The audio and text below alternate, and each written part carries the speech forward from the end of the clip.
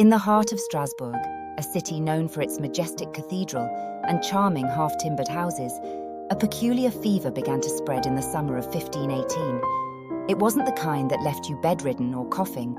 No, this was a fever of the feet. It all began with a woman named Frau Troffea. One sunny morning, the townsfolk watched in bewilderment as Frau Troffea stepped into the street and began to dance.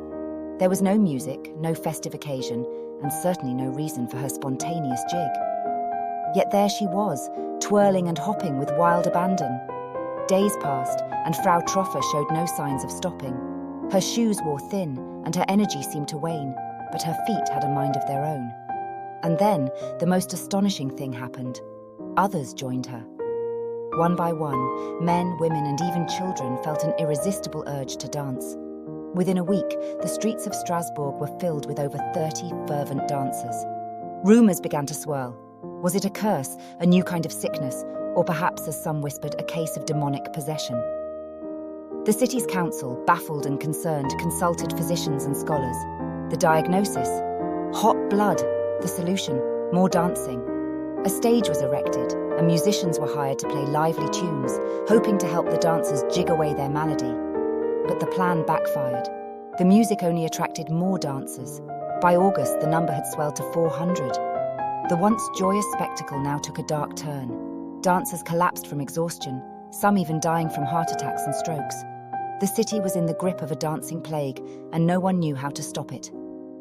Desperate for a solution, the city sought the advice of mystics and holy men.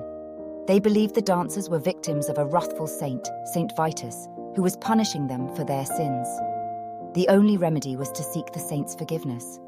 The afflicted were taken to a mountaintop shrine to pray, and miraculously the dancing began to subside.